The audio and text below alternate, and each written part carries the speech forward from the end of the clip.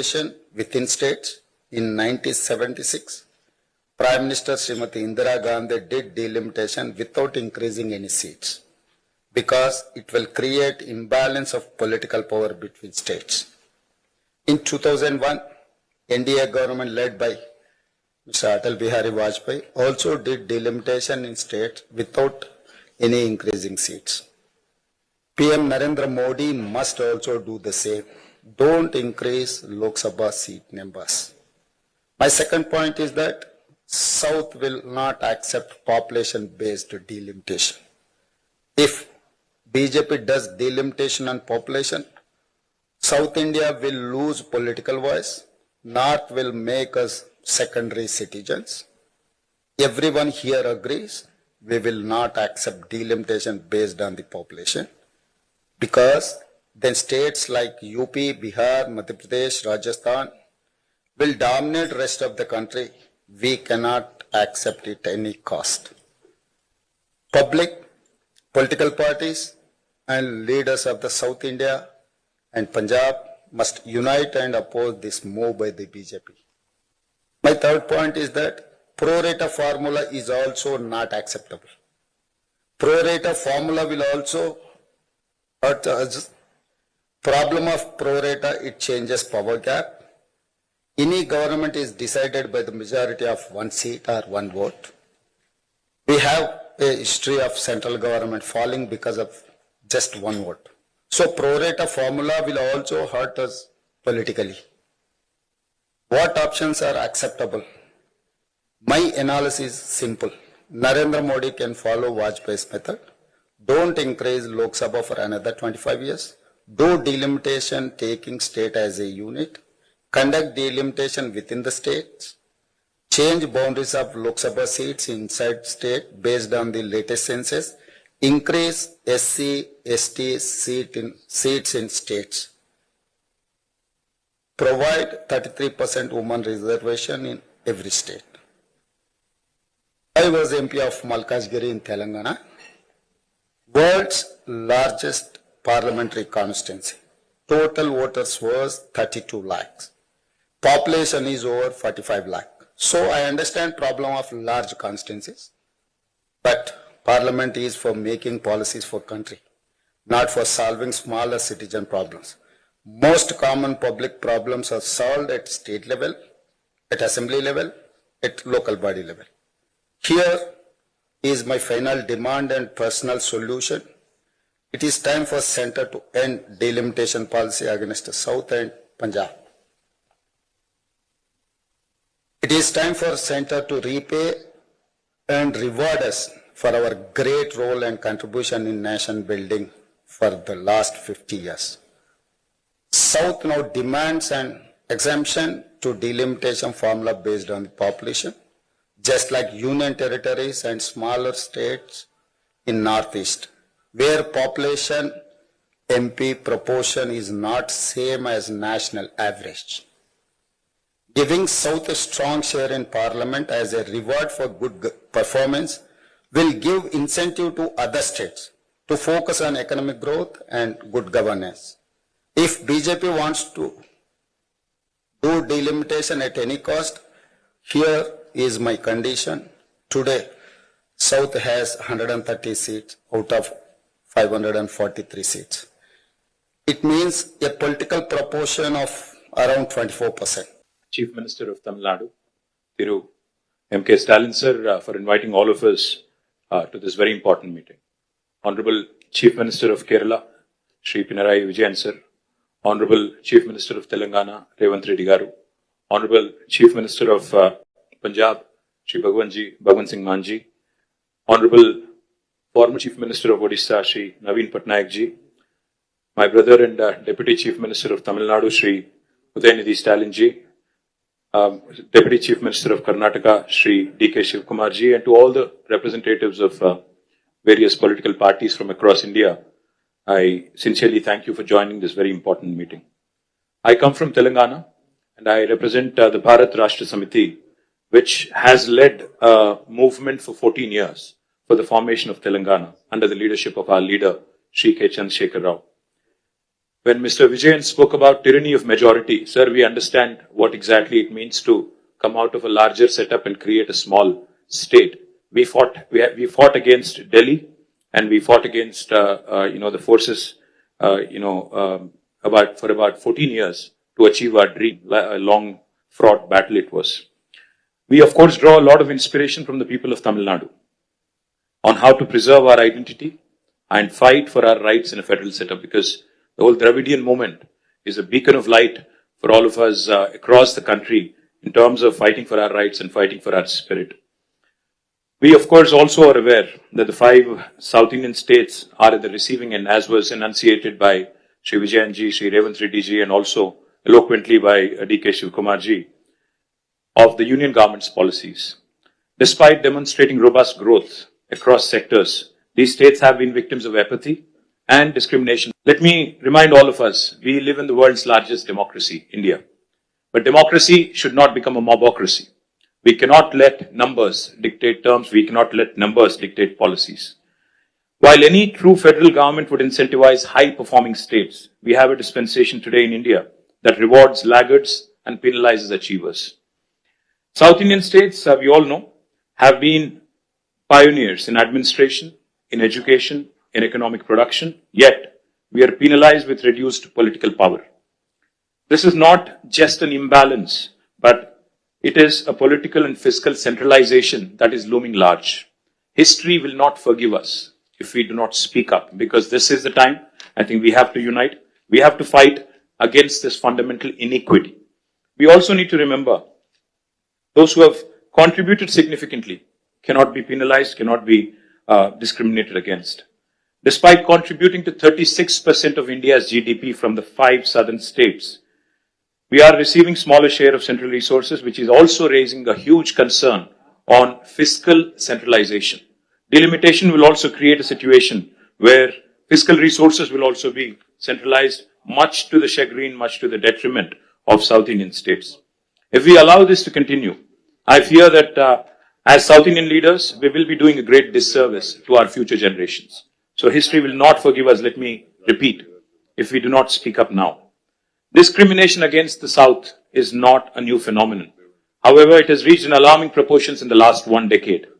From forcible imposition of Hindi to projects like bullet trains only being confined to the northern part of India, union government's initiatives are clearly clearly discriminating against the southern states. To make matters worse, the BJP-led union government is now attempting to implement delimitation on basis of population, adding insult to injury. I'd like to begin by quoting a renowned jurist who once famously said, "A true federation does not allow any region to dominate another, nor does it permit the dilution of democratic representation based on transient factors." So if Lok Sabha seats are increased on population basis, it could prove detrimental not just to South India but also to our friends from Punjab. If not approached cautiously, if not approached with utmost caution, this could impact India's federal balance and heighten regional disparities. We all are Indians first, and then I think we have sub-regional identities, and we cannot have that be challenged. India is not a collection of administrative units. It is a pluralistic, ethno-linguistic union of states, where unlike any homogeneous composition like China or Russia, we certainly are not against money being given to lagging states or backward regions. But the fact is, we are not against money of central government going to some states, but we are against hegemony. We are against this superior feeling that, one region is above another. As we are all aware, as was mentioned by all the leaders here, the freeze on seat allocation happened in 1971 after the census. Then the South India effectively started controlling population. Of course, we all know the story. Now today, we are about 24%, as was pointed out by Telangana CM. But North, the percentage of population has increased, and my brother gave a very nice presentation on what will happen if we go on with the population basis. The only point I would like to make here, if seats are redistributed purely on pro rata population basis, states that have failed to control population will be rewarded, as was put eloquently by Vijayan sir.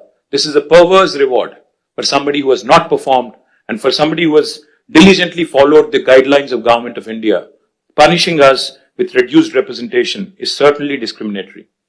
India's democracy must be built on progress, governance and economic contribution, not just population. A fair system should reward progress and encourage development in lagging regions. If India has to become a superpower by 2047, 100 years after we achieved independence, we must empower those driving the growth, not silence them. We must empower those who have done well over the last 7 decades and not punish them. Why do we not trust the words of Union Home Minister who says it will be pro rata and nobody will lose representation? I'll give you a classic example of Telangana. When the new state of Telangana was formed in 2014, we were given a promise in the State Reorganization Commission that the delimitation exercise will be taken up in both Telangana and Andhra Pradesh, and the number of seats in Telangana would be raised, MLA seats, that is, assembly seats, from 119 to 153 in Telangana, from 175 to 225 in Andhra. 11 years since then, and it's an act of the parliament, but no action has been initiated because it is inconvenient for BJP to increase the seats. Where it is convenient for them in Jammu and Kashmir and Assam, they've gone ahead and conducted delimitation. Where it is inconvenient for them in Andhra and Telangana, they've kept it aside. Why do we not trust them? Because, their action, their history speaks otherwise. Today, the union government has indulged in cesses. They've come out with cesses, a formula which basically deprives the states of devolution, of a rightful share in devolution. It's a constitutional right. Therefore, we have apprehensions. Therefore, we have a lot of doubts about the center's intentions. But I also would like to propose a few possible suggestions towards solutions. If the central government is determined to proceed with delimitation, I think as Stalin sir put it, fair delimitation is the ask. It should be fair, it should be just, and Dr. Baba Saheb, when he put these 3 words in constitution, I think he meant it for situations like this: equality, liberty, and fraternity. Now, if they would want to go ahead and do the delimitation because they have the numbers, then we have to ensure that the current proportion of each state remains as it is. If Tamil Nadu has about 39, is it? 39 and Telangana has 17 with increased numbers also, our percentage should also increase proportionately. And it should not come down, our voice should not come down. If a state currently has 2% of the total parliament seats, even after delimitation, also the state should have 2% share of the seats. As Mr. Mann was pointing out, his numbers will increase technically, but percentage will come down, which defeats the whole purpose.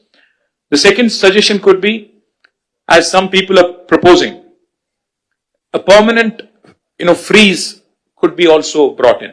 We can say that 1971, the census could be the basis and there could be no further increase in the number of seats. Another alternative approach could be, again, this could be a radical solution. As one of my friends asked, what is the basis for Telangana CM's recommendation of 33%? I would say, if South India is contributing 36% to GDP, why don't you give us 36% of the voice in parliament? What is wrong? Why are you not rewarding those states that have performed exceptionally well in nation building? If nation building can happen by way of contribution from states, then why not reward those states that have done very well? Sir, I would only say fiscal contribution, I think, also has to be taken. It cannot just be population. No one can ignore, because since even D.K. Shivkumar Anna mentioned fiscal contribution, let me point out, Telangana is only 2.8% of India's population, but we contribute to 5.2% of India's GDP.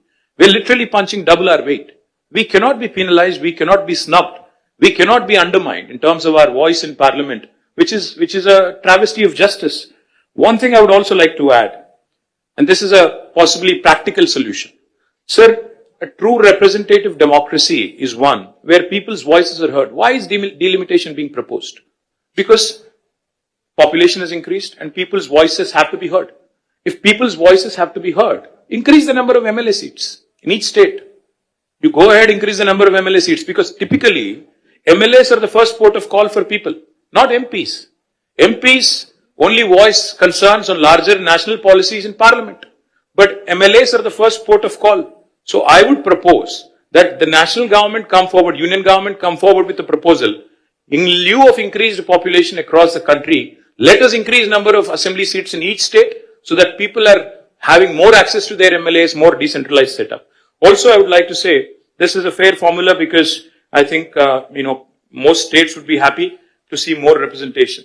Finally, I would like to remind the union government from this forum, sir, that India is a union of states. Constitution clearly says we are a union of states. We are, like Pinarayi Vijayan sir said, federalism is not a gift. It is our right. So let us remind union government that our founding fathers stitched this great country together with immense grit, determination and tenacity. They understood that India is one of the most diverse nations on this planet and therefore thoughtfully incorporated essential concessions and guarantees into our constitution to build a strong foundation of mutual trust. Sadly, that very foundation is now being shaken by the current regime in New Delhi. Political representation for states in the Lok Sabha is a crucial and a very deeply emotive issue. The union government cannot be callous. They must not take any hasty steps without broad and inclusive consultations involving the people, political parties, state governments, independent activists, people's organizations, and civil society groups as well. India has just completed 75 years of its existence. Our national leadership should strive to heal the old wounds rather than create new ones. Union government should act like a big brother, not big boss.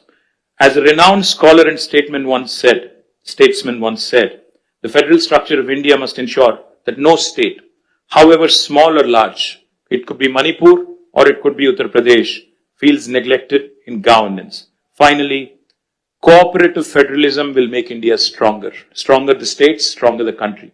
Cooperative federalism will make India stronger, not coercive federalism.